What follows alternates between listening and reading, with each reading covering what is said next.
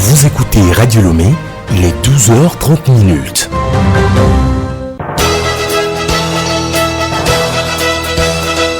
Le journal Hélène Assabi. Auditeurs de Radio Lomé, bonjour. Merci de suivre la grande édition de la mi-journée. Au sommaire, sommet de Luanda en Angola, le président du Conseil Faure Eswazimana Gnassingbe appelle à canaliser les ressources vers les infrastructures régionales. Les solutions proposées à découvrir dans ce journal. L'Assemblée nationale accueille son 15e président. Komi Selom Klassou a été élu hier à l'unanimité des députés présents. Santé Plus, environ 15 millions de personnes souffrent d'un AVC chaque année selon l'OMS. Quelles sont les causes de cette maladie? Réponse en fin de journal. Et puis sport football éliminatoire de la CAN féminine Maroc 2026. Les Super Falcons du Nigeria se qualifient malgré le nul 1-1 face au Bénin.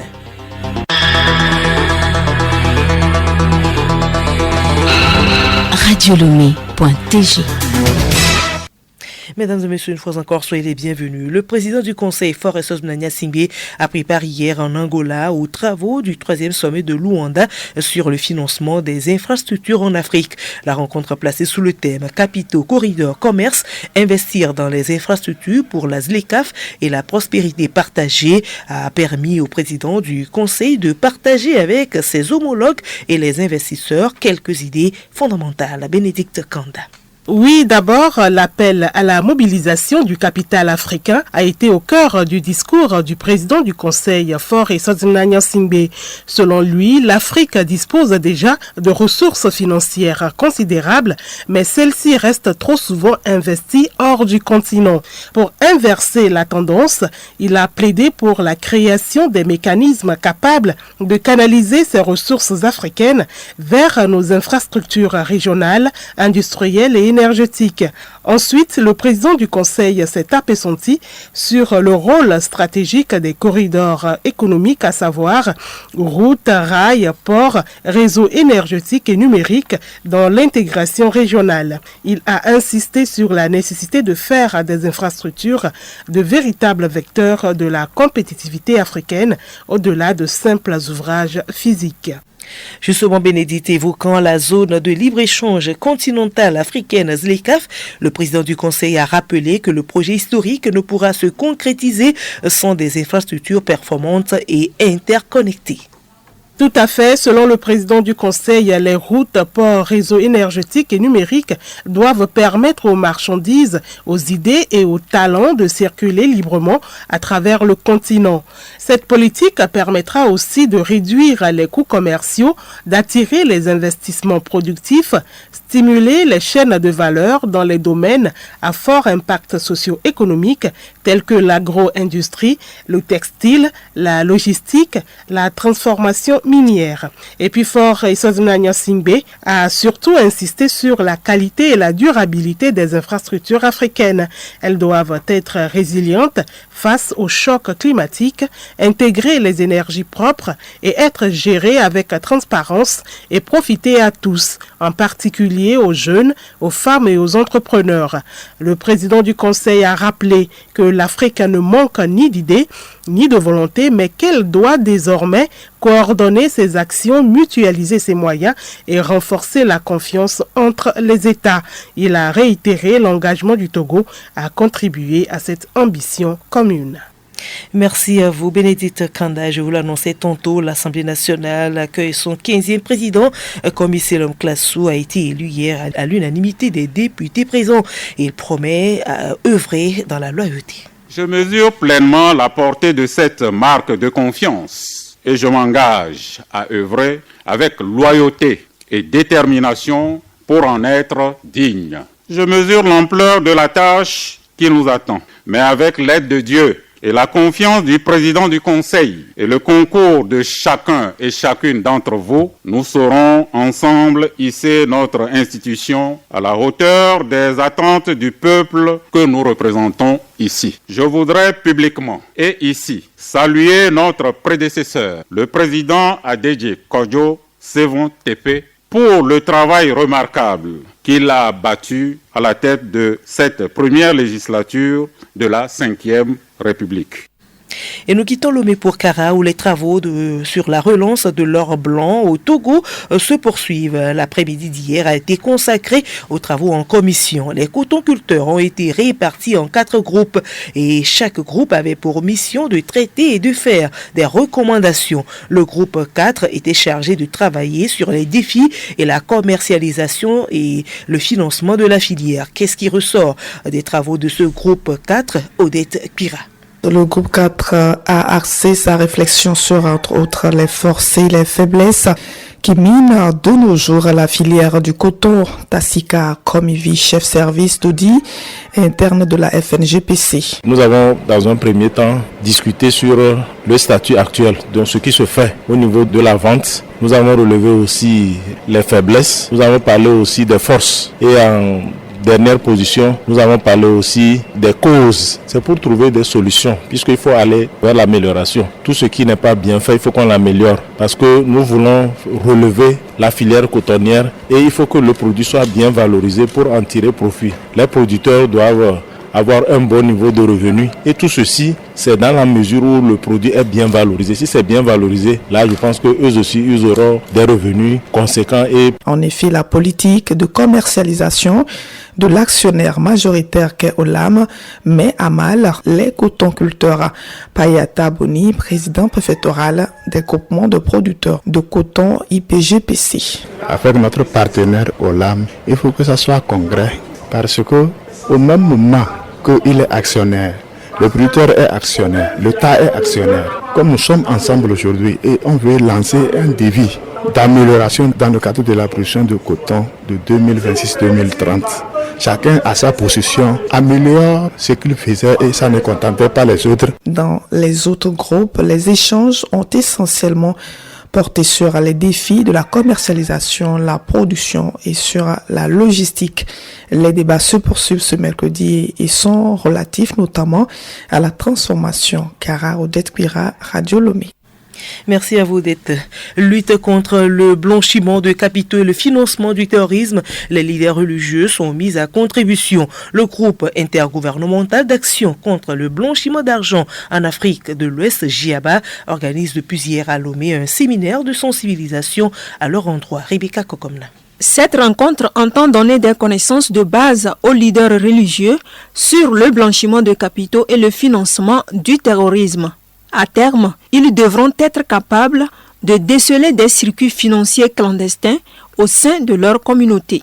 Maître Djoka et Siame Koko, formateur. Pour ces 2 jours de séminaire, le programme qui a été conçu va permettre de donner aux leaders religieux quelques fondamentaux, c'est-à-dire les acquis et les défis en termes de lutte contre blanchiment d'argent et financement du terrorisme en Afrique de l'Ouest et notamment le Togo. Mais ensuite, nous allons les pourvoir d'éléments pour exprimer dans leur rôle de leader religieux le côté lutte contre le blanchiment d'argent et aussi surtout l'extrémisme violent. Selon le président de la cellule nationale de traitement des informations financières du Togo, CENTIF, mettre les leaders religieux à contribution revêt des avantages.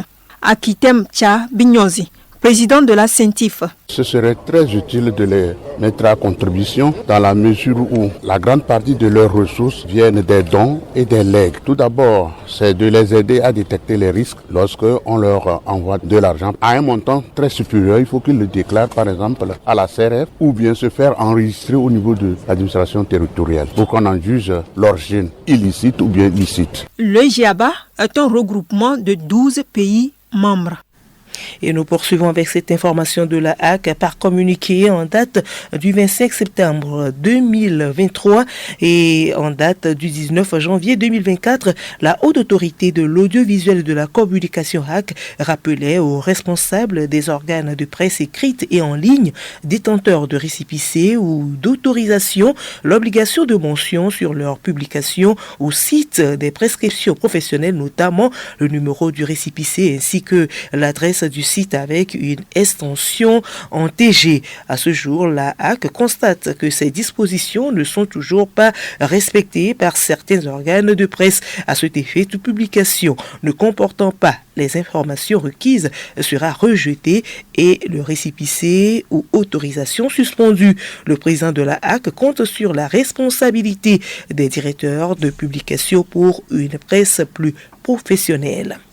Le monde observe aujourd'hui la journée mondiale de lutte contre les AVC. Radio Lomé reçoit en fin d'édition Dr Asiongbo Tipo Ornella, médecin neurologue au CHU Campus pour en parler. Soyez donc au rendez-vous.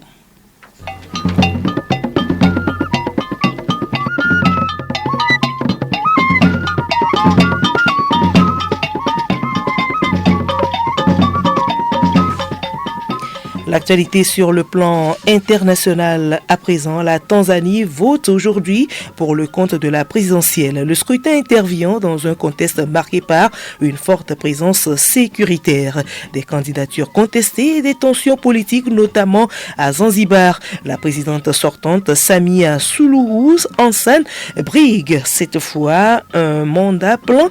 Vice-présidente, elle a pris la tête de l'État en 2021 à la mort de John Magufuli, conformément à la Constitution. Au Cameroun, en raison des violences post-électorales, les milieux économiques commencent à s'inquiéter. L'économie est quasiment à l'arrêt. La grande majorité des entreprises sont fermées depuis lundi dernier et très peu de transports circulent. Mali, nouvelle attaque du DIN près de Bamako. Hier, un important convoi de transport d'essence et de gasoil a été attaqué non loin de Bamako. Aucun bilan de cette embuscade n'a été fourni. Une situation complexe qui a poussé les États-Unis à demander à leurs ressortissants de quitter le pays immédiatement.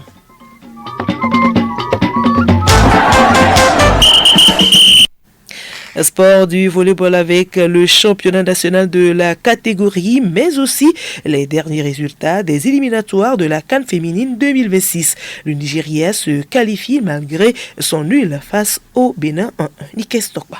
Les Super Falcons du Nigeria ont validé leur billet pour la Coupe d'Afrique des Nations féminines 2026 en tenant tête aux Amazones du Bénin lors de la manche retour de ces éliminatoires disputées ce mardi 28 octobre 2025 au stade MKO à Biola d'Abeokuta. Au match aller, les Nigériennes avaient déjà battu le Bénin 2-0 à Lomé. Cette qualification, la 11e consécutive pour les Super Falcons, championnes en titre avec 10 titres à leur actif, confirme leur domination continentale. Le rêve d'une seconde participation consécutive à la CAN féminine s'est envolé pour les éperviers dames. Battues à l'aller 2-0, les Togolaises ont de nouveau chuté hier face au Burkina Faso, solide et réaliste 1-0. Score cumulé 3-0 pour les dames du Burkina Faso.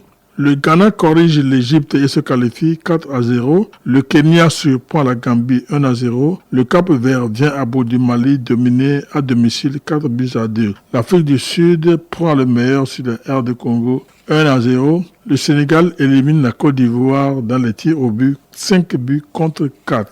Enfin, la Fédération togolaise de volleyball a officiellement lancé la 9e édition du championnat national de volleyball senior dames et hommes le lundi dernier et a donné les grands as de la nouvelle saison 2025-2026. Les matchs vont se jouer sur les terrains du stade Omnisport de Lomé, puis sur le terrain de l'ESSAL de Lomé. Les clubs participants à ce championnat viennent de 8 ligues. La compétition démarre ce mercredi et prend fin le 1er novembre prochain. Et nous terminons avec l'invité de la rédaction. Nous vous avions donné rendez-vous au cours de ce journal de vous parler des accidents vasculaires cérébraux ou les AVC qui font actuellement rage partout dans le monde. Alice Bertha Barandao pose des questions au médecin Asiongbo Tipo Ornella, neurologue au CHU Campus. Elle s'attarde plus sur les chiffres au Togo et sur les facteurs de risque de la maladie. Suivons-la plutôt. Bonjour docteur. Bonjour madame. Les AVC font vraiment rage de nos jours. Donnez-nous les chiffres au Togo. En 2020, au Togo, on parlait de 3800 personnes cette année-là. Ça fait peur. Qui aurait fait un AVC en 2020? Et là encore, ce sont les chiffres des hôpitaux. Lorsque nous retirons tous ceux qui ne sont pas venus à l'hôpital, toutes les personnes qui sont mortes subitement à la maison, toutes celles qui ont consulté des tradithérapeutes, la majorité, on a remarqué, de ce chiffre-là est concentré à Lomé. Et puis la deuxième ville, c'était la ville de Kara. Ensuite, le reste a été dispatché un peu sur le reste du territoire. Docteur, on sait qu'aujourd'hui, dans presque toutes les familles, il y a un cas d'AVC et plusieurs malades sont convoyés vers les hôpitaux. Quelle est la situation au CHU Campus? Chez nous, au CHU Campus de Lomé, 2/3 de nos hospitalisations en service de neurologie sont des accidents vasculaires cérébraux. Donc vous voyez que ça devient vraiment un véritable problème de santé publique. Donc il faut réellement sensibiliser la population. Docteur, qu'est-ce qui peut causer ces accidents brusques et comment prévenir ces maladies? Dans le jargon médical, nous parlons de facteurs de risque modifiables et puis on parle des facteurs de risque non modifiables. Lorsqu'on dit modifiables, c'est-à-dire que ce sont des éléments contre lesquels vous pouvez lutter vous-même pour que ça n'arrive pas. Mais non modifiables, c'est-à-dire que vous êtes automatiquement concerné. D'abord, c'est la race, c'est l'âge et il y a aussi les gènes. Donc, lorsque vous êtes porteur ou porteuse de maladies qui vous prédisposent à faire facilement des AVC, vous n'y pouvez rien par exemple. C'est ça. Voilà. L'âge aussi, parce que plus l'âge avance et plus les risques d'AVC sont un peu plus élevés. Les facteurs de risque modifiables, par contre, là déjà, c'est l'hypertension artérielle, la consommation de tabac, par exemple, ou de toxines, l'hypercholestérolémie, le diabète, l'obésité, la sédentarité, le stress. Voilà les premiers facteurs pourvoyeurs d'accidents vasculaires cérébraux. Merci, docteur. Merci, madame.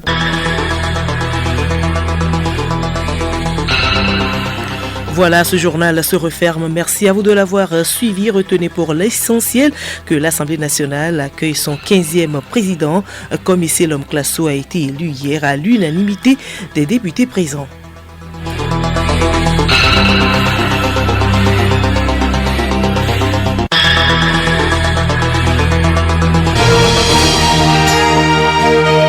Radio Lomé, boîte postale 434, email radiolomé@radiolomé.tg. Radiolomé.tg